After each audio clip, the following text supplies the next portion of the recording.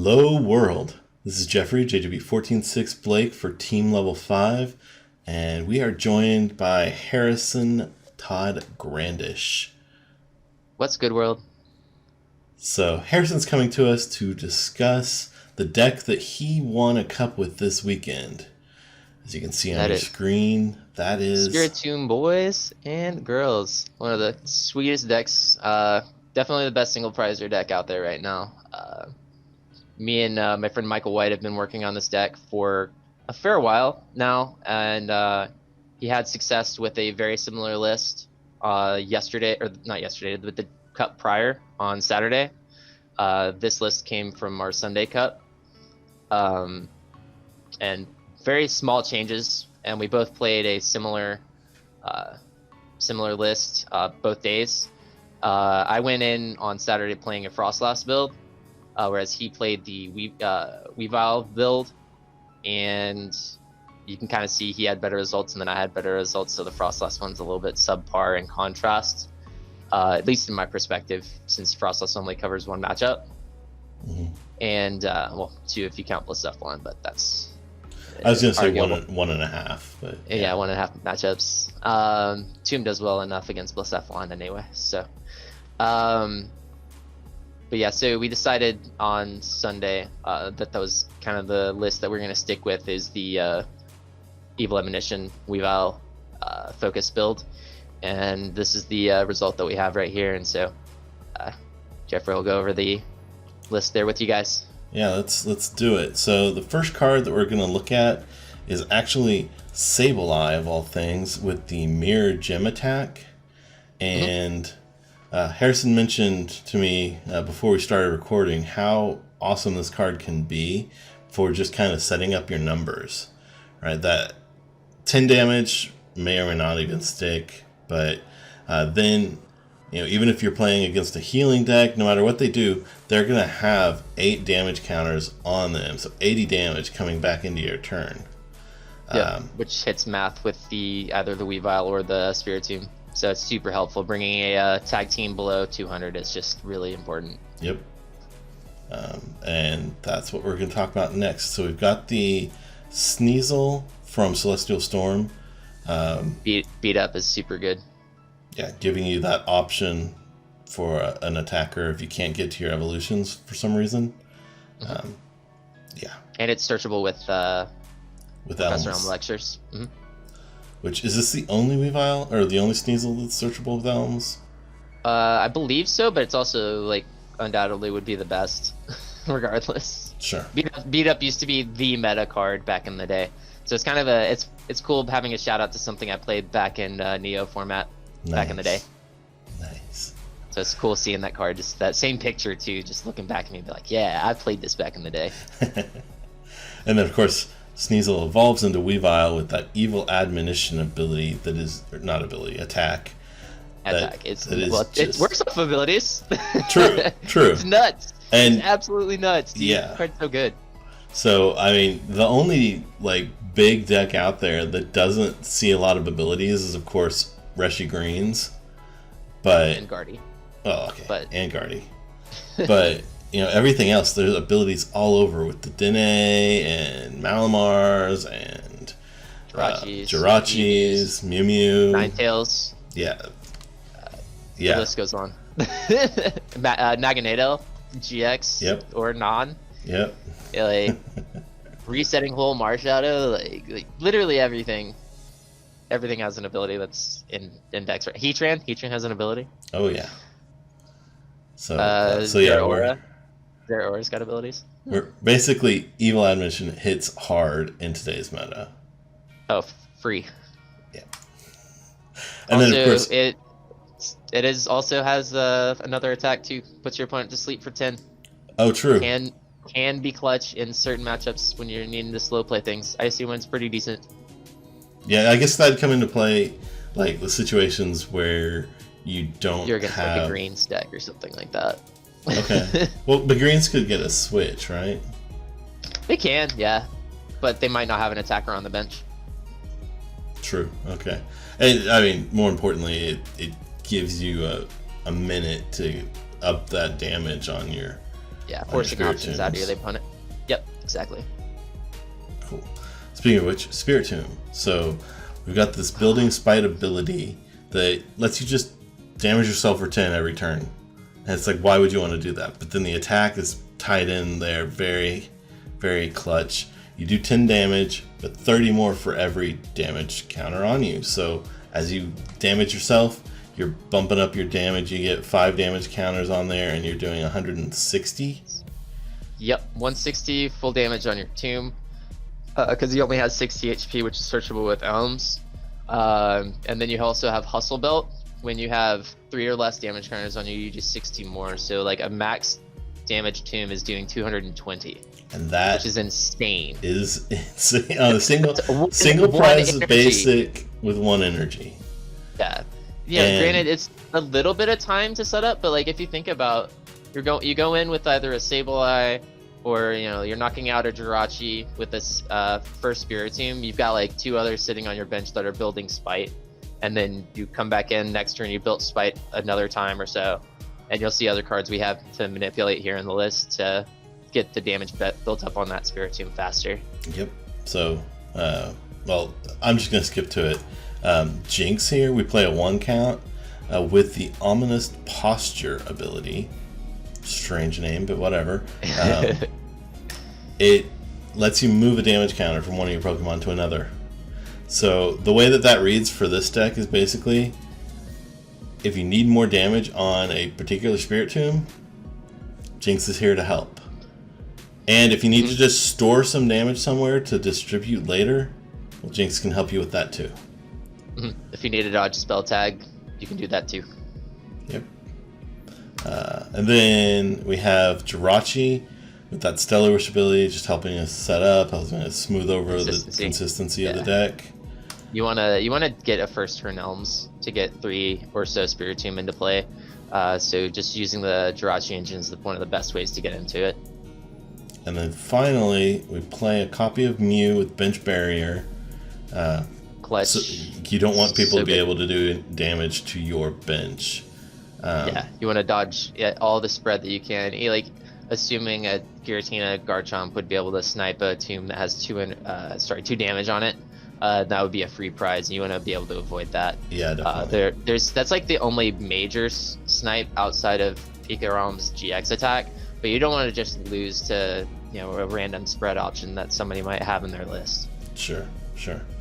And then we have the Psi Power attack that I know you've used in a few different situations to kind of finish things off if we didn't quite hit the numbers.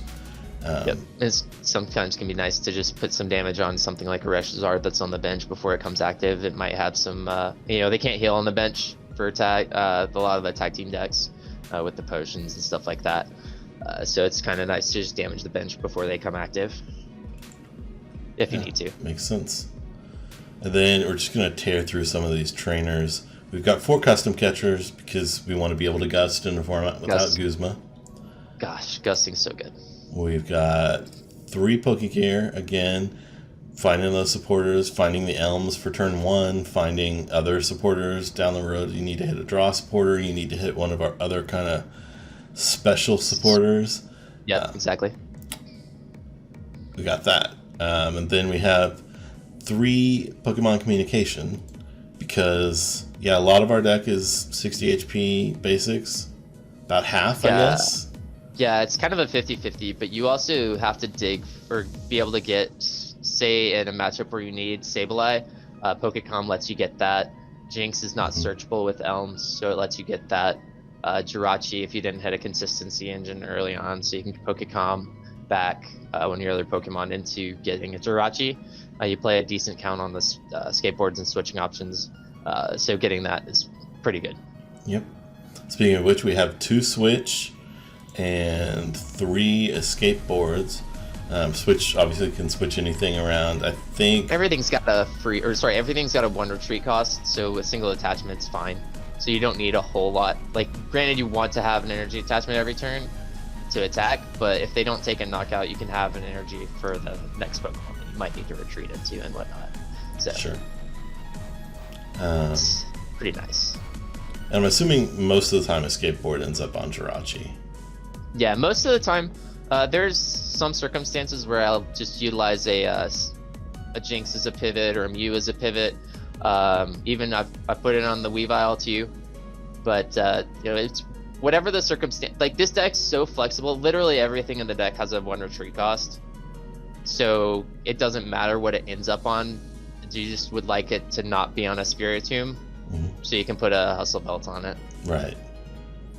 And then we're into stadiums. So we've got a Black Market Prism Star, which kind of turns your 1 prize attackers into 0 prize attackers.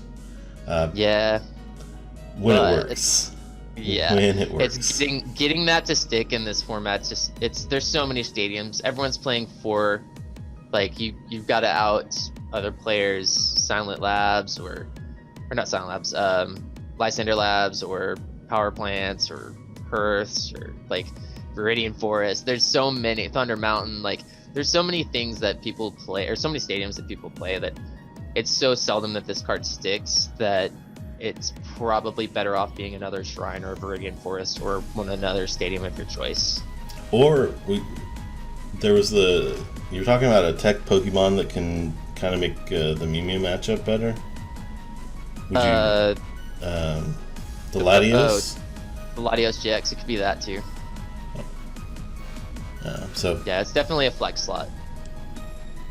But the 3 Shrine, I assume, are pretty important. Yeah, Shrine's really good. That's why I said you may play a 4th if you want to. 3 felt really comfortable, because there's a lot of times where you don't have a whole lot of playables in your hand, and having a hand of 3 Shrines can kind of be like really annoying, and not being able to thin out your hand and stuff just kind of stinks. And so 3 felt like the good number with 2 other stadiums, so you could have more playables if you needed to. Sure. And then we've got 1 copy of Viridian Forest, which is basically just going to be used to grab your 5 basic dark energies, right? Yeah, you miss with a single prize deck like this, missing a turn of an attack is really bad. And so being able to have energy search off of Jirachi is really important. Again, that's why I kind of think increasing the count of that card can be really important. But it's just good. And you can always use your opponent's Viridians too. Yeah, definitely. And then for draw support, we've got 2 Copycats and 4 Cynthias. Yes. No Lilies, no Ericas. Now, I think a lot of decks are having big hands, so I think Copycat should be seeing an uptick in play. And I read an article recently, I think it was Finn Lynch, that was talking about he's playing, in at least some of his decks, he's playing a Copycat and then also an Erika's. And the reason being that you're pretty much always facing a deck that either has a big bench or a big hand, but not necessarily both. What would you think about that kind of split here? I think it also, to add to that talking point, is you also want to look at how your deck operates and how it flows. And so when you look at this deck, you don't always, you have the 4 count on the Elms, and Elms is something that you might, say you play a Cynthia the prior turn, you draw into 3 Elms, you've already played one of your Elms, and you're like, oh man, I can't do anything with these. And then you've got a Shrine and a Shrine in play already, and it's like, oh, my board is already full and I can't play this Erika's. Okay. And so you're looking at a circumstance where something like another shuffle draw supporter would be a lot better than, say, a Lily or a Erika's, because you might not have all of the playables. But in a deck where you have things like Rare Candy or just any other deck that gives a bunch of tools or something like that that's able to empty out their hand, then something like Erika's Erika Copycat split could be a lot more successful. But just a deck like this that can't empty out its hand as much, shuffle draw is a lot better. No, that makes sense. I think I agree. So to me, decks that stand out as truly benefiting from Lily and Erika's would be the decks that have built-in ways to discard stuff, right? So we're talking Pikarom with the electromagnetic radars. Mew TEU probably could discard a fair Yeah, amount of cards. yeah. Well, yeah, that and also Malamar decks, right? Because they're playing Mysterious Treasures and they want to have Viridian out all the time, or in Mew Mew's case, sometimes it's a Giant Hearth. Yeah, just discard and failed search and stuff. Then you have the option of using things like Erica. It's a little bit easier. I agree. Although a lot of times Mew Mew just wants to do the welder thing. Play welder. Yeah. But just similar thought process. Yeah. No, that makes sense. And then we have decks like this where your hand isn't gonna be small enough for those types of supporters, the like add cards to your hand supporters, to really help. Exactly. I like it. That makes a lot of sense, and I think that's something that anybody could kind of benefit from, just taking into account as they build their decks. Yeah, deck building is really important. Yeah. Okay. Anyway, moving back in our list here, or your list, I should say. Yours and Michael's. Michael's, yeah. We've got a one of Nanu, which is one of those tech supporters I was talking about.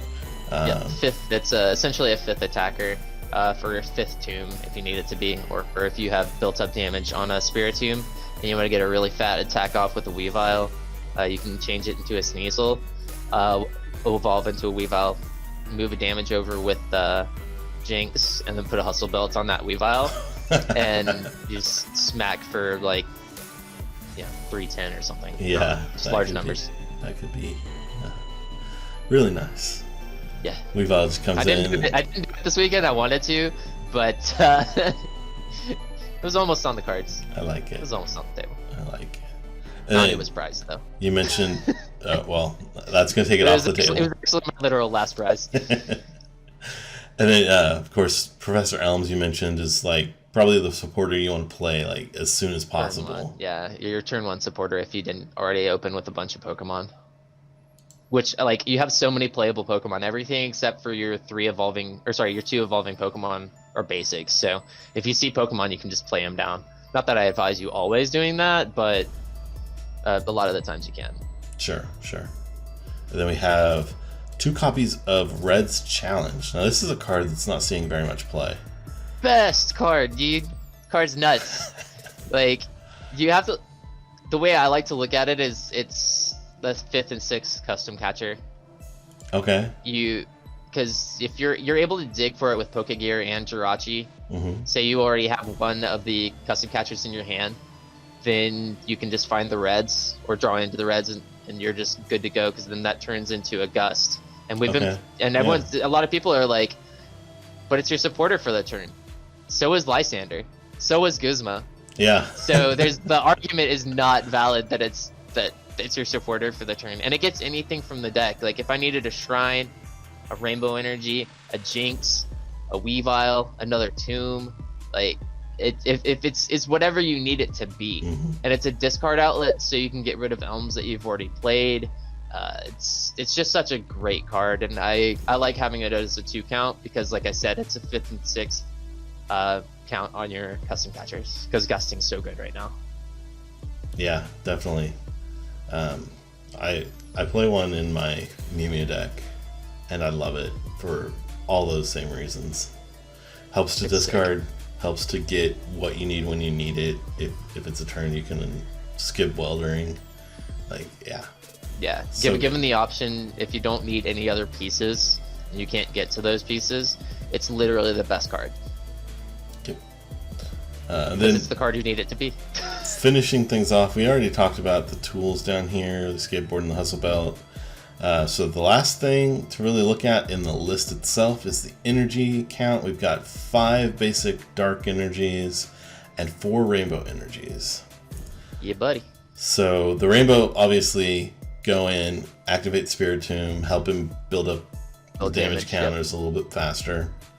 Alternatively, you can, with the option, like that being is such a good tool for the deck, also allows you to play other tech options in the deck. Like you can play essentially whatever you want. You could do a Frostlass, you could almost do like a Ditto Frostlass, and then like, or an Aerodactyl, or whatever you felt like your bad matchup is, you could have an out for with this deck because you have the rainbow energies. Definitely. Cool. All right, we talked about the deck. Let's go through, talk a little bit about the tournament. I guess I should have delved into that a little bit more. Harrison won the cup on Sunday this past weekend with it in Oklahoma City, and then actually the Saturday, the day right before that, his testing partner Michael White won a separate cup in Tulsa with it. So yeah, Spiritomb's very similar list. names. We had a couple of card difference, but like overall the list was very much the same. So anyway, with that, let's hear about your tournament. If you can just, I guess, go kind of rapid fire through what the matchups you faced were. So I'll go through that really quick. We had round 1 Ultra Malamar, round 2 Pikarom, round 3 Mewtwo Mew, round 4 Beast Box Stinger Checkmate deck, round 5 Greens Reshi, round 6 I took an ID going in as first seed into Top Cut against it would have been Turbozard. Top 8 Mewtwo Mew, top 4 Tina Chomp Malamar, and finals ability Turbozard. Okay, so I thought I was gonna like skip a few rounds or something, but your round 1 is one of the most interesting, because Ultra Necrozma to me, like, it seems like it could eat this deck alive. Especially the list that I played this weekend, I just decided I wasn't going to play against Ultra Malamar, and then I sat down table 1 against somebody who decided that they were going to be playing Ultra Malamar for the entire season. And Yummy. So, yeah, that was kind of funny.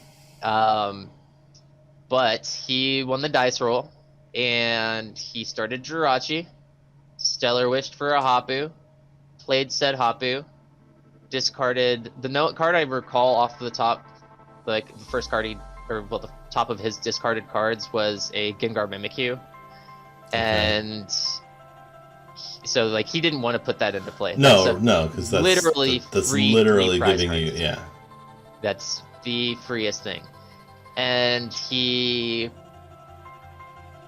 can't remember if he played any other like cards like Acrobikes or anything like that. But he just essentially was Stellar Wish, Hapu Pass with the Jirachi in play. And that's the 100% most ideal thing as a Tomb player to see is a Pokemon with 160 or less HP in the active. Especially if it's a 70 HP Pokemon. Because then we only need 2 of any combination of these cards. Is 2 Spiritomb and Jynx and an Energy?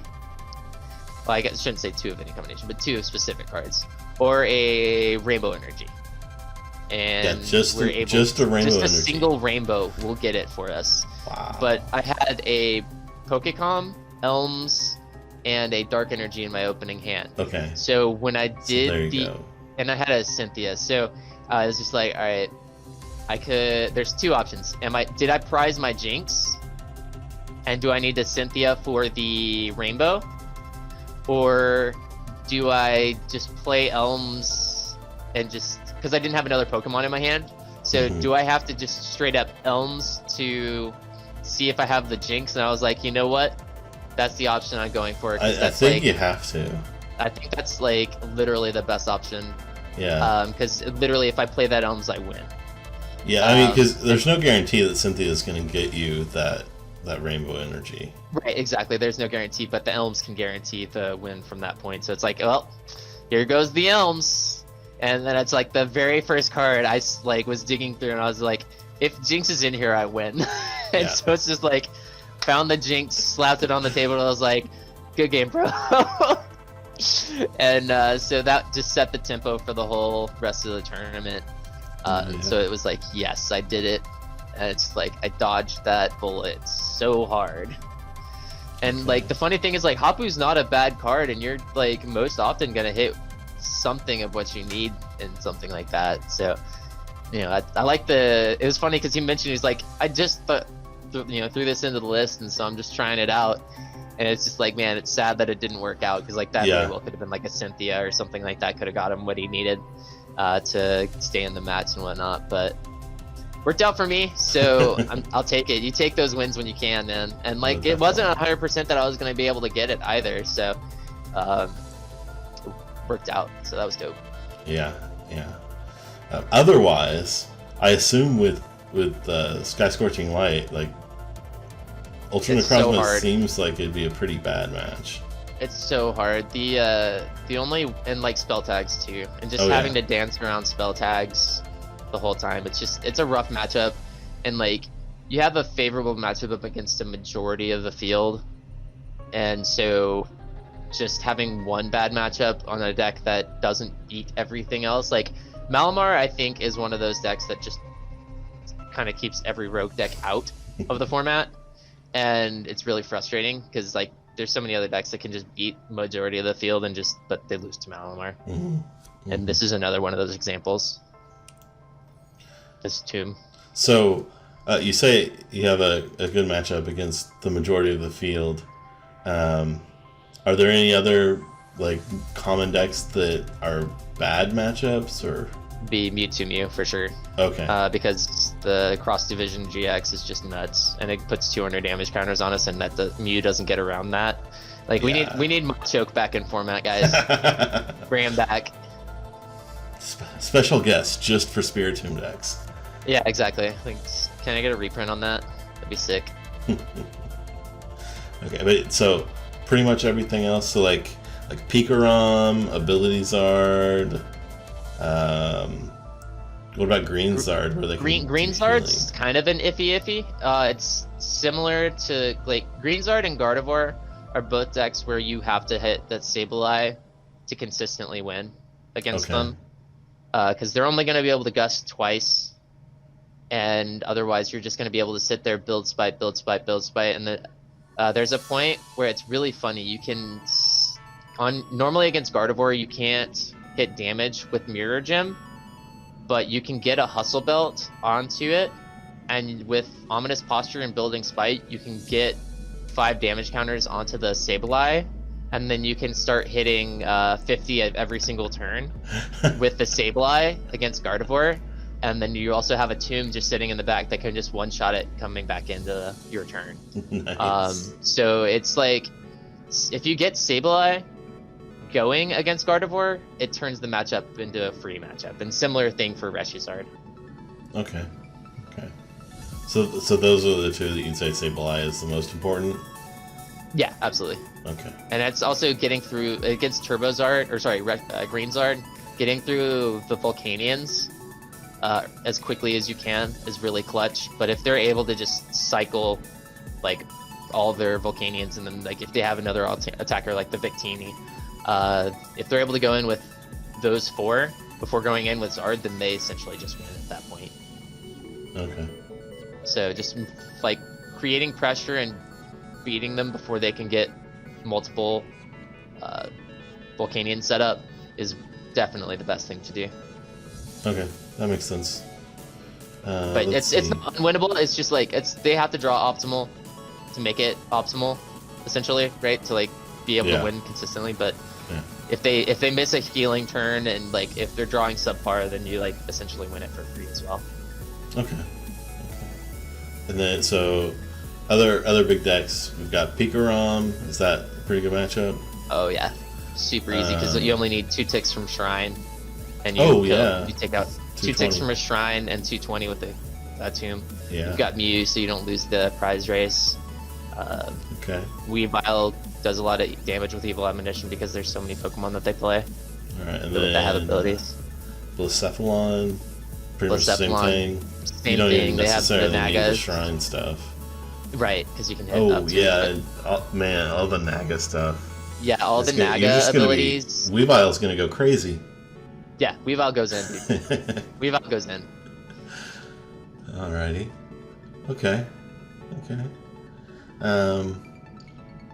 Well, I guess before we sort of wrap things up, are there any other matchups that you want to talk about from the tournament, or should we just wrap things up here?